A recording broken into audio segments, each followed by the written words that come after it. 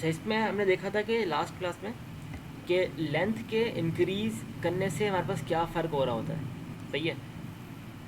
अब अगला टॉपिक हमारे पास है, इसमें क्या है, इसमें हम पढ़ेंगे लेंथ हमने सेम रखी हुई है, आगे हमने लगा दिया वॉल्व। सही है। अब इस बैक प्रेशर को ऊपर नीचे करने से या इस बैक प्रेशर को चेंज करने की वजह से हमारे डक्ट में क्या असर पड़ता है वो पढ़ेंगे। अब पहले हमने क्या पढ़ा था कि लेंथ के इंक्रीज़ करने से क्या फ़र्क होता है, ये हो गया। अब देखना है कि आगे हमने लगा दिया वॉल्व। उस वॉल्व के मूव करने से या इस वॉल्व को ओपन या क्लोज करने की वजह से हमारे पास प्रेशर डिफरेंस क्रिएट होगा। उस प्रेशर डिफरेंस की वजह से हमारे पास डक्ट के अंदर क्या बिहेवियर होता है वो स्टडी करेंगे हम। बिल्कुल ऐसे बिहेवियर हमने चैप्टर नंबर 3 और 4 में भी किया था। उसमें हमने सिर्फ सिंपल सी डी नोजल, एक तो हमने नोजल के किए थे, डाइवर्जिंग नोजल किया था, और हमने C D nozzle, converging diverging nozzle, हमने ये सारे एक्सपेरिमेंट परफॉर्म किए थे उस पर। अब ये नोजल बिल्कुल हम करेंगे, ये प्रोसेस करेंगे डक्ट के लिए। सही है। तो पहले में क्या होता है, अच्छा इसमें है क्या, इस नोज़ल, इस चैनल को ना हमने जो इनलेट दिया हुआ है ना वो एक नोज़ल से दिया हुआ है। मतलब हमने सपोज़ किया हुआ है इनलेट पे ना, यहाँ पे हमारे जो अभी कंडीशन है वो सब सोनिक है। सही है। जब भी किसी डट को हम इनिशियल जो इनपुट दे रहे हैं अगर वो नोज़ल से दे रहे हैं या किसी दूसरे बड़े इन्वायरमेंट से दे रहे हैं तो ये अजम्पशन होती है कि आपस जो अभी जो फ्लो है वो सब सोनिक है। इसी तरह अगर हम इसको जो इनपुट दे रहे हैं, अगर हम सी डी नोजल से इनपुट देंगे इसको, तो उसमें जूम करेंगे तो इनपुट जो है वो सुपर सोनिक, जैसे यहाँ पे हमने जूम किया था। अगर इनपुट दे रहे हैं, हम नोजल से इनपुट दे रहे हैं, तो हमने जूम किया था सुपर सोनिक है, सब सोनिक है। और अगर अपने चैनल को जो इनपुट देंगे वो सी डी नोजल से देंगे तो उसमें क्या होता है, सुपर सोनिक होता है। तो हमने क्या बोला हुआ है, पहला पॉइंट ये है, no flow condition. No flow condition में क्या है, हमारा वॉल्व टोटली क्लोज है, जो प्रेशर यहाँ पे वही प्रेशर यहाँ पर है। तो फर्स्ट स्टेज में कोई फ्लो नहीं हो रहा, हमारे पास एक स्ट्रेट लाइन रहेगी। ये पहला पॉइंट है जो कि सब में कॉमन होता है। इससे पिछले सवालों में भी भले आप सीडी नोजल की बात करो, भले आप सिंपल नोजल की बात करो, सब में पहला पॉइंट ये होता है कि आपके पास अगर बैक प्रेशर आपके पास इनिशियल स्टैंडिंग प्रेशर के बराबर ही है तो आपके पास नो फ्लो, उसमें ग्राफ आपके पास हॉरिजॉन्टल बनता है, ऐसे कोई फ्लो हो ही नहीं रहा। सेकेंड पॉइंट क्या है, ये सब क्रिटिकल फ्लो रीजन है। हमने किया क्या, वॉल्व को ऐसे सेट किया कि प्रेशर पर बहुत थोड़ा सा प्रेशर कम किया मैंने। फॉर एग्जांपल यहाँ प्रेशर अभी 9 बार है और यहाँ हमने प्रेशर कर दिया 8.6 बार, तो प्रेशर डिफरेंस अभी बहुत कम है।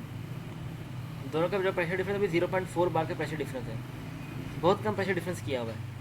तो उससे होता है क्या, हमारा फ्लो ना, जैसे ये इनपुट है, यहाँ से हमें ये फ्लो इनलेट मिला है, तो हमारा फ्लो जो होता है ना वो एक सब क्रिटिकल रीजन के अंदर लाई कर रहा होता है। ये इस रीजन के अंदर, यहाँ से यहाँ। अभी हमने वॉल्व थोड़ा सा ओपन किया हुआ है, जैसे जैसे हम वॉल्व और ओपन करते रहेंगे, जैसे जैसे मैं प्रेशर डिफरेंस बढ़ा दूँ, मैं अभी प्रेशर डिफरेंस अभी 8 है, मैंने इसको और कम करके 7 कर दिया, अब प्रेशर डिफरेंस बढ़ गया है, प्रेशर डिफरेंस 2 का हो गया, मैंने कम करके इसको 6 कर दिया, प्रेशर डिफरेंस अब और बढ़ गया, पहले यहाँ पे 9, यहाँ पे 6, डिफरेंस कितना हो गया, 3 का डिफरेंस आ गया। तो जैसे जैसे आप इसका प्रेशर डिफरेंस बढ़ाते रहोगे ना, वैसे वैसे आपकी लाइन नीचे आ रही होगी। जैसे यहाँ पे देखो, ये जो पॉइंट नंबर 3 है, मैंने प्रेशर डिफरेंस का और बढ़ा दिया था, ये पॉइंट नंबर 3 और नीचे आ गया। तो पॉइंट नंबर ये पूरा मेरा एरिया यहाँ से लेके यहाँ से लेके यहाँ तक का पूरा एरिया, ये पूरा का पूरा एरिया कहलाता है सब क्रिटिकल फ्लो रीजन। इसमें होता क्या है कि जैसे जैसे हम प्रेशर डिफरेंस बढ़ाते रहते हैं ना, वैसे वैसे हमारा इसके अंदर मास फ्लो रेट बढ़ता रहता है। जितना ज़्यादा प्रेशर डिफरेंस बढ़ाऊंगा उतना ज़्यादा मेरे डट के अंदर जो मेरे पास जो होगा ना मास फ्लो रेट बढ़ता रहेगा। तो देखो इसको अगर मैं इससे दिखाऊंगा ज़रा आसान हो जाएगा। देखो शुरू में क्या था, मैंने प्रेशर थोड़ा कम किया, ज़्यादा कम नहीं किया, सिर्फ मैंने इसको 0. यहाँ पे 9 था, यहाँ पे 8.6 कर दिया, प्रेशर डिफरेंस 0.4 है। इससे हुआ क्या, मेरा फ्लो था ये पॉइंट नंबर 2 था, यहाँ पे 2i फ्लो यहाँ पर था। और वो देखो अभी जो फ्लो है ना वो सारे सब सोनिक फ्लो है हमारे पास ये, क्योंकि हम इसको जो इनपुट दे रहे हैं वो एक नोजल से दे रहे हैं, एक बड़े इन्वायरमेंट से दे रहे हैं। तो इनपुट हमने एज्यूम किया हुआ भी सब सोनिक ही है, तभी ऊपर से आ रहा है। अगर बोलते हैं ना सुपर सोनिक तो नीचे से आते हैं। अच्छा यहाँ पे क्या है, इनलेट हमारा ये है 2i यहाँ से।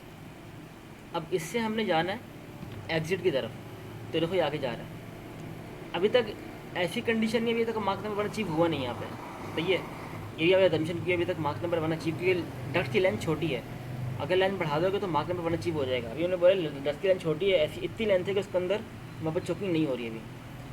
फिर हमने क्या किया, हमने प्रेशर और कम कर दिया, डिफरेंस कम कर दिया। 7 है, यहाँ पे 9 है, प्रेशर डिफरेंस 2 का हो गया। तो उससे क्या होगा, अब हमारे पास स्टार्ट होगा 3। देखो हमारे पास जो पहले जो हमारे पास था ना कर्व, वो बड़ा कर्व था। अगले में मैंने प्रेशर कम किया, प्रेशर कम करने से इसका मास फ्लूइड बढ़ेगा। जितना ज़्यादा हमारे पास मास फ्लूइड बढ़ेगा ना, उतना हमारे पास ये ग्राफ श्रिंक होता रहता है। फॉर एग्जांपल अगर मैं ये ग्राफ बनाऊँ तो इसका मास फ्लूइड सबसे कम होगा। अगर मैं इससे बड़ा ग्राफ बनाऊँ तो उसका मास फ्लूइड इन सबसे कम होगा। तो आपका ग्राफ जितना ज़्यादा बड़ा बनता रहता है ना, उतना उसका मास फ्लूइड कम होता रहेगा। तो इस केस में सबसे ज़्यादा कम जो मास फ्लूइड रहेगा, मास फ्लूइड 2 का होगा, इस वाले का, ये सबसे बड़ा वाला ग्राफ है, सही है। उससे ज़्यादा इसका है, और सबसे ज़्यादा मास फ्लूइड इस वाले ग्राफ का होगा। तो जैसे जैसे प्रेशर में कम कर रहा हूँ ना, इसका प्रेशर डिफरेंस जैसे जैसे कम कर रहा हूँ मैं, तो मेरे पास जो बिहेवियर है, जो मास फ्लूइड है मेरा बढ़ रहा है। वो सबसे पहले मैंने प्रेशर कम करके यहाँ तक लेकर आया प्रेशर, तो मेरा मास फ्लूइड बढ़ा थोड़ा ये। फिर मैंने प्रेशर कम करके यहाँ तक लेकर आ गया और कम किया प्रेशर, तो उससे क्या हुआ, मेरे पास ये ग्राफ थोड़ा थोड़ा श्रिंक हो गया। इसका मतलब क्या, मेरा मास फ्लूइड मेरे पे बढ़ गया, सही है। अब इसके बाद अगर मैं, ये पॉइंट नंबर 2 था। पॉइंट नंबर 1 क्या है, नो फ्लो, आपने बॉल बंद किया हुआ, कोई फ्लो नहीं हो रहा। पॉइंट नंबर 2 में क्या है, जैसे जैसे आप प्रेशर डिफरेंस कम करते रहते हो, वैसे वैसे आपके पास जो मास फ्लूइड होता है बढ़ता रहता है, और आपके जो ग्राफ होता है वो ऐसे श्रिंक हो रहा होता है, ठीक है।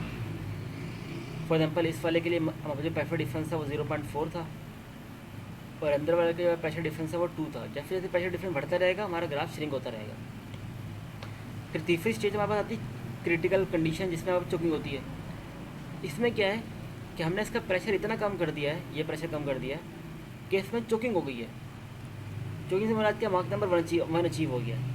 देखो प्रेशर हमने इतना कम कर दिया, प्रेशर कम करने से मास फ्लूइड तो बढ़ ही रहा था। देखो हमने प्रेशर कम कर दिया तो मास फ्लूइड बढ़ा, तो उसको हमने एक छोटा ग्राफ बन गया। अब उसमें हुआ क्या है कि इनिशियल पॉइंट ये था इसका ये, और प्रेशर हमने इतना कम कर दिया है कि उसके अंदर जो ग्राफ था ना, हमारा जो ग्राफ ने मूव किया है वो बिल्कुल चोकिंग तक मूव हो गया है, यहाँ तक आ गया, और इससे मार्क नंबर यहाँ पे 1 अचीव हो गया है। ये मास फ्लूइड हमने इसका वो कम किया प्रेशर, तो उसमें क्या हुआ, हमें चोकिंग मिल गई यहाँ पे। इसी तरह अगर प्रेशर हम और कम करते हैं, अगर चोकिंग के होने के बावजूद भी अगर हम प्रेशर इसका और कम करते हैं, तो आपके पास फ्लो में कोई असर नहीं होता, कोई फ़र्क नहीं पड़ता। इस डट के अंदर आपके पास फ्लो ओवरऑल वैसे रहेगा जैसे पहले था चोकिंग के दौरान।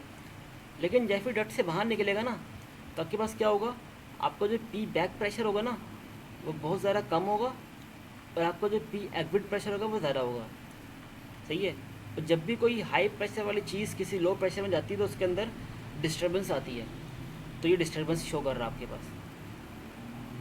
अगर आप प्रेशर फर्दर डिक्रीज़ करते हो बैक प्रेशर से, जो जिसका कुछ चोकिंग मिल रही थी, तो आपके पास नोज़ल के अंदर या फिर आपके पास जो डट है उसके अंदर कोई फ़र्क नहीं पड़ता।